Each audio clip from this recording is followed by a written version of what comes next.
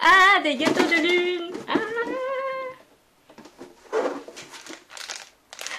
miam miam.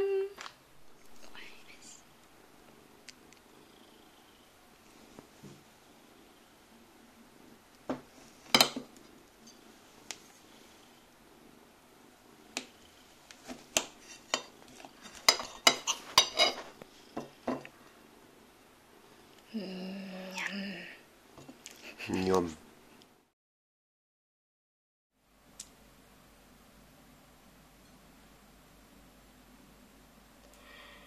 Alors, donc nous y sommes. Nous y sommes. Je souhaite vous parler aujourd'hui de la fête de la mi-automne. Je dois dire que c'est ma fête préférée. Euh, Ma fête préférée, encore plus que la fête du Tet, donc le nouvel an asiatique. Tout simplement parce que c'est une fête qui a lieu en automne. Et l'automne, c'est ma saison préférée. Et ensuite, c'est parce que c'est une fête pendant laquelle j'ai eu énormément de souvenirs d'enfance. Vraiment des super souvenirs que je vais vous raconter tout au long de la vidéo pendant que je vous explique un peu ce que c'est que la fête de la mi-automne et comment ça se fait au Vietnam. Et une dernière raison pour laquelle j'aime beaucoup cette fête, c'est que c'est uniquement pendant cette fête qu'on peut manger le gâteau de lune, le moon cake ou bánh trung thu, comme dit les Vietnamiens. Voilà.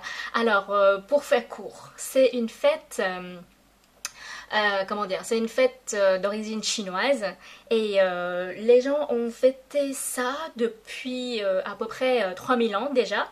Euh, alors, à partir du règne de la dynastie Shan de Chine, donc c'est dans les environs de 1570 à 1045 avant Jésus-Christ ou avant Jean-Claude si vous voulez.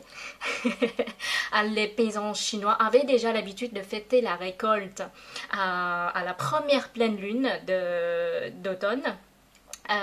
Et ça tombe souvent, à peu près tout le temps en fait, au 15 août, au 15 août du calendrier lunaire. Pour traduire en calendrier grégorien, calendrier solaire européen, ça tombe à peu près entre mi-septembre et début octobre. Par exemple, pour cette année, la fête de la mi-automne va tomber le 29 septembre. Donc, c'est un jour de pleine lune. Donc, la fête de la mi-automne, par contre, n'est officiellement répandue qu'à partir de la dynastie Tang. C'est entre l'an 618 et 907 en Chine. Donc, il y a un mythe lié à l'officialisation de cette fête, de comment les gens ont commencé à le fêter d'une autre manière que comme une fête de la récolte. Alors, on raconte qu'une nuit d'automne, l'empereur, comment il s'appelle déjà? L'empereur Tang Xuanzong. Donc, il a vécu entre 685 et 762. Pendant une nuit d'automne, il ne pouvait pas dormir. Du coup, il est parti se promener un peu dans son grand jardin de son palais. Et pendant cette promenade-là, il y a une génie qui lui est apparue et qui a tracé un arc-en-ciel, un énorme arc-en-ciel qui relie la Terre et la Lune. Et du coup, l'empereur, il a traversé ce pont qui est l'arc-en-ciel, et il a pu faire une longue promenade dans la Lune, sur la Lune donc, et charmé par ce paysage bucolique et fantastique de la Lune, quand il est revenu sur Terre, il a ordonné au peuple de fêter la Lune à cette période-là en souvenir de ce voyage très onirique. Et donc, qu'en est-il du Vietnam? Cette fête est arrivée au Vietnam pendant la dynastie des Li, donc entre l'année 1009 et 1225. Et donc, le Vietnam, à cette époque-là, s'appelait Đại Việt. Đại Việt, ça veut dire le grand Viet.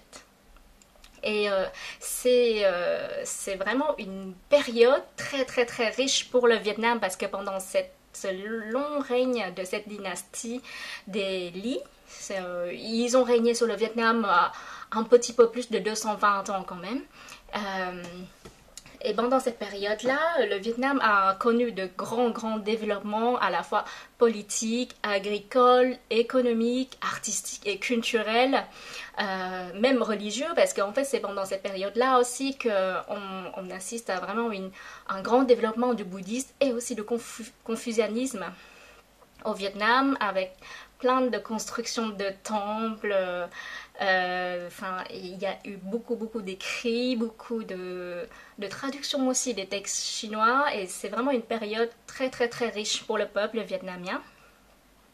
D'ailleurs, c'est aussi pendant cette période-là qu'il y a énormément de constructions, de temples, de palais, ou tout simplement de maisons en fait. Et c'est pendant ces constructions-là que les artisans et les artistes vietnamiens ont pu développer leur style, leur propre style et leur savoir-faire.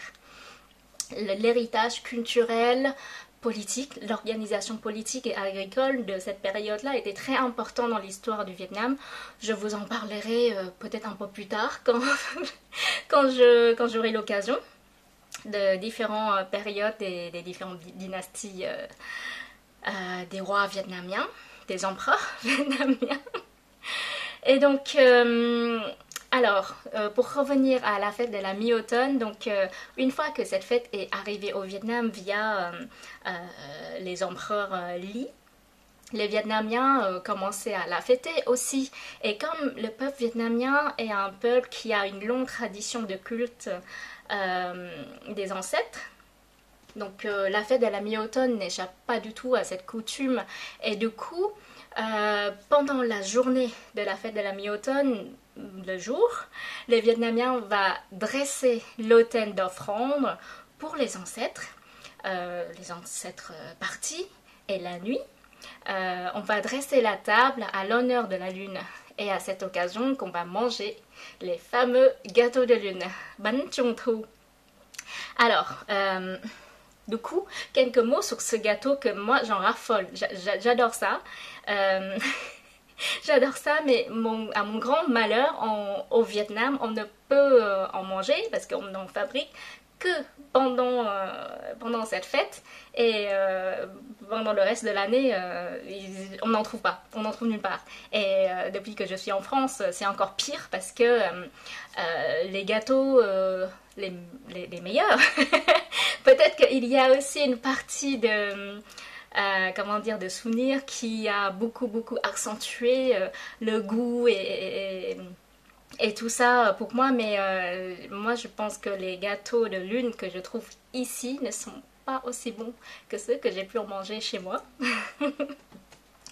Alors du coup, pour revenir à des gâteaux de lune, donc ce sont des gâteaux qui sont souvent, vraiment très souvent, de forme ronde, comme celui que vous avez vu en début de la vidéo. Donc c'est souvent rond. Et il y a une autre forme qui est très répandue aussi, c'est la forme carrée. Donc c'est un gâteau, autour c'est une pâte à base de blé sucré, donc à l'intérieur c'est un fourrage sucré avec soit des pâtes de graines de lotus ou des pâtes de haricots rouges. Traditionnellement c'est ça. Après on a aussi traditionnellement un fourrage sucré salé à partir de viande de porc, de viande en filet, vraiment des petites viandes effilées de porc ou de poulet, mélangées à différents noix, cacahuètes, noix de cajou, noix, des graines de melon aussi, des fruits confits découpés en tout petits morceaux, et tout ça mis ensemble avec du jaune d'œuf salé. Avec du jaune d'œuf salé, que ce soit avec le mélange salé sucré, souvent en France on l'appelle double noix. Non, double noix pour que ce soit facile, mais sinon c'est vraiment un mélange de plein de choses. sucré-salé. Et donc, que ce soit avec ce fourrage-là ou que ce soit avec le fourrage de pâte de graines de lotus ou pâte de soja ou même pâte d'haricots rouges, on peut y trouver à l'intérieur des jaunes d'œufs salés. Généralement, ces jaunes d'œufs salés représentent la lune, la pleine lune. Et donc, en fait, ce sont vraiment des gâteaux sans jaune d'œuf, c'est sucré. Avec jaune d'œuf, c'est salé sucré. Actuellement, avec le développement, on trouve beaucoup plus de goûts, le plus étonnant les unes que les autres. On peut en trouver au chocolat, au durian, enfin vraiment toutes sortes de trucs assez modernes. Personnellement, je ne les aime pas beaucoup parce que voilà, je suis beaucoup attachée à des parfums, à des goûts plutôt traditionnels. Mais bon, après au Vietnam particulièrement, on a aussi un autre gâteau qui s'appelle bánh dẻo. Alors, bánh dẻo, c'est quoi?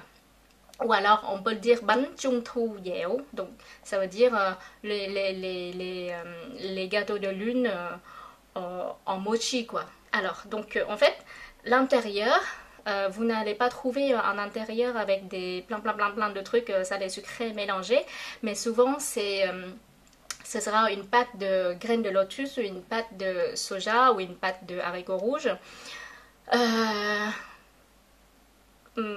À l'intérieur d'un extérieur, oui, à l'intérieur à l'intérieur d'une base de gâteau mochi en fait. Donc c'est une pâte de riz gluant sucré. Et donc tout ça va être moulé en rond. Généralement pour le bánh trung thu dẻo, c'est souvent c'est souvent rond. Ils ne sont pas carrés. Les Vietnamiens appellent aussi les gâteaux de lune avec l'extérieur en pâte de blé. Ils les appellent aussi bánh nướng. Bánh nướng, nướng, ça veut dire enfourné, quoi, parce que ce sont des gâteaux qu'on enfourne tout simplement pour les cuire. Voilà. Voilà pour la partie des gâteaux de lune, les bánh trung thu que j'adore, que j'en trouve pas et que je suis malheureuse sans. Bref, et donc je disais, donc pendant la fête de la mi-automne, la nuit on dresse la table à l'honneur de la lune, et en fait ce sont tout simplement des tables où on met dessus les gâteaux de lune, des bánh trung thu avec beaucoup de fruits, différents fruits, parce que ce n'est plus la période de l'été où on a énormément de fruits, mais c'est quand même la période de la récolte où on a d'autres fruits, en fait, d'autres fruits d'automne, et souvent on peut avoir des kakis, on a encore de la mangue par exemple, et beaucoup de pamplemousse. Donc voilà, en fait on met aussi plein de fruits, et généralement les gens se réunissent autour de cette table pour manger ces gâteaux en buvant du thé, pour contempler la lune, parce que quand même la pleine lune d'automne, la première pleine lune d'automne en septembre, elle est belle. Voilà. Sinon, en plus de ça, du manger, pour les Vietnamiens, peu à peu, cette fête est aussi devenue une fête des enfants. Parce qu'en fait, pendant cette période-là, c'est à partir du moment où les enfants vont à l'école, cette période-là correspond à une période où on prépare aussi la rentrée scolaire des petits Vietnamiens. Et du coup, il y a une forme de fête où les enfants sont impliqués, sont là, et ils peuvent sortir dans la rue, jouer avec leurs copains, et ça prépare un peu la transition pour la rentrée. Et donc, lors de cette nuit de pleine lune, les enfants ont l'habitude de défiler dans le quartier, dans les petites rues de quartier avec leurs lanternes de différents motifs. En fait, ce sont des lanternes souvent faites à la main. Donc, il y a des tiges de bois qu'on forme dans différents motifs. On peut en trouver des papillons, des carpes, des dragons, des étoiles. Souvent des étoiles, on en trouve beaucoup. On trouve aussi des bateaux. Des têtes de lion, vous savez les lions de la danse du lion là que vous voyez un peu dans les fêtes asiatiques. Ça, les dragons, bien sûr, je l'avais dit. Et en fait, ces tiges sont recouvertes par du papier transparent, et à l'intérieur, on prévoit un petit emplacement pour mettre un petit bougie. Et les enfants allument ces bougies-là et faire la procession des lanternes dans leur quartier, dans les rues. Et moi, quand j'étais au Vietnam, j'étais très jeune et j'ai connu ça quand j'étais toute petite. Et je me souvenais vraiment des fêtes où j'ai fait le tour du quartier avec ma lanterne. Et il y a et donc c'est très drôle parce que en fait les lanternes sont en papier comment dire, sont papier plastique transparent très très souvent de couleur rouge. Moi j'avais des papillons, des grands papillons avec de la moumoute autour des ailes. le truc ultra comment dire, ultra pampé quoi. J'ai adoré ça. Après l'accident avec les bougies, c'est aussi que parfois quand il y a trop de vent, la bougie elle est éteinte, même si il y a beaucoup de papier autour, mais quand le vent passe par là où il y a un petit interstice, voilà, on n'a plus de feu et on s'arrête pour se réallumer le feu ou pour changer de bougie parce que ce sont des toutes petites bougies très fines qui a cette taille là, donc ça ça va durer 10 minutes à tout casser. Ensuite si on fait tomber, la lanterne elle brûle puisque c'est que du papier et du bois, donc ça brûle bien une lanterne.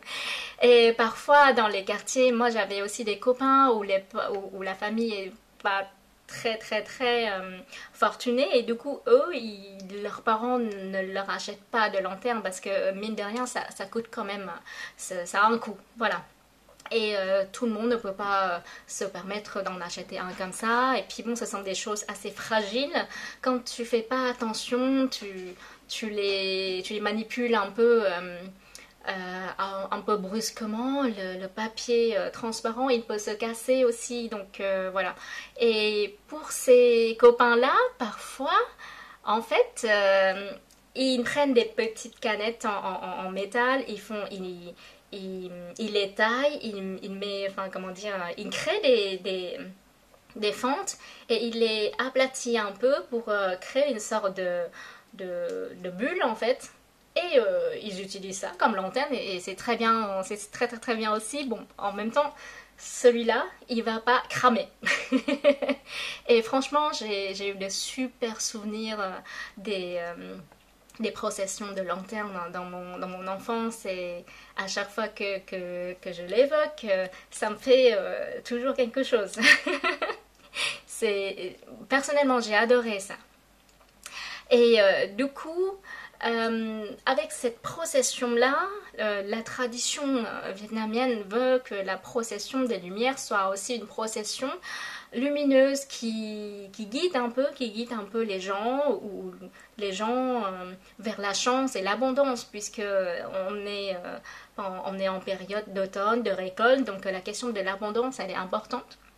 D'ailleurs, il y a une petite légende chinoise pour cette procession de lanternes que je vais essayer de vous la raconter. Donc on dit que cette tradition de procession de lanternes vient de la période de la dynastie Song. Alors la dynastie Song a régné sur la Chine entre 960 et 1279. Et donc pendant la règne du quatrième empereur des Song, donc Renzong. Ouais, c'est Renzong. Il y a une carpe qui a vécu tellement longtemps, qui s'est transformée en un esprit malin. Alors, l'histoire des esprits et des génies malins, ça existe beaucoup dans la mythologie asiatique. C'est quelque chose de très intéressant aussi. Et donc, pendant la dynastie Song, 4e empereur, il y a donc une carpe qui s'est transformée en esprit malin puisqu'il a tellement vécu. Et du coup, à chaque pleine lune, il se transforme en une jolie jeune fille et il vient sur Terre pour faire du mal aux gens, pour les escroquer, pour les tuer, pour leur faire du mal, enfin tout ce qu'il peut pour faire du mal aux gens. Et alors, à cette période-là, il y a l'un des officiers de l'empereur, Bao Kong. Alors, Bao Kong, c'est un personnage historique, mais il est tellement connu qu'il y a aussi énormément d'imaginaire fantastique qui entoure sa légende, si vous voulez. Et donc c'est une figure, c'est vraiment une figure historique très connue qui a été quelque part mystifiée, fantastique. Enfin, les gens ont rajouté des éléments fantastiques dans son histoire. C'est vraiment un personnage très intéressant. Il y a énormément d'histoires et il y a même des séries et des films sur lui, sur ses exploits. Donc lui, Bao Kong, qui vécut pendant cette période-là, il a du coup demandé au peuple de fabriquer des lanternes à effigie de la carpe pour s'éclairer dans la rue la nuit quand ils doivent sortir de chez eux. Comme ça, avec des lanternes à l'effigie des carpes, ça va effrayer l'esprit malin et ça va éviter que cette carpe qui s'est transformée en esprit malin de leur faire du mal. Voilà. Et quoi dire de plus, alors donc au Vietnam et même un peu partout en Asie, dans les pays où on fête la fête de la mi-automne, comme la Chine, donc le Vietnam, le Taïwan, même le Japon, la Corée du Sud et le Singapour, on fête cette fête-là. C'est vraiment une fête très traditionnelle, très ancrée dans le monde asiatique. Et donc au Vietnam, pendant cette fête, il y a dans la plupart, vraiment dans la plupart des villes et des villages, les autorités ils peuvent aussi organiser des festivités où ils distribuent des cadeaux à des enfants, même des lanternes, des petites lanternes qui ne coûtent pas trop cher, aux enfants du village. Ils leur donnent des bonbons. Vraiment, c'est vraiment une période où les enfants ont des bonbons. Donc c'est peut-être aussi pour ça que j'aime bien cette fête. Et pendant les festivités dans la rue, il organise aussi des danses de dragons ou de lions pour fêter la lune et la chance. Voilà. Vous savez tout sur la fête de la mi-automne qu'on fête au Vietnam. Par extension, un petit peu tous les autres pays asiatiques, mais moi j'avais vraiment envie de mettre l'accent sur comment on fait ça au Vietnam et qu'est-ce qu'on fait, qu'est-ce qu'on y mange et d'où ça vient. Donc voilà, j'espère que la vidéo vous a plu et que vous avez découvert des choses intéressantes. N'hésitez pas, si vous avez des questions, à me les poser en commentaire. Et voilà, n'hésitez pas aussi à me dire si la vidéo vous a plu, si elle vous a plu, mettez un like. N'hésitez pas aussi à partager ma chaîne, à vous abonner à ma chaîne, ça me fait plaisir, tout simplement. Voilà, je vous laisse pour le moment. Je vous donne rendez-vous la prochaine fois, soit pour une vidéo de danse, soit pour une autre histoire concernant le Vietnam. Bye bye!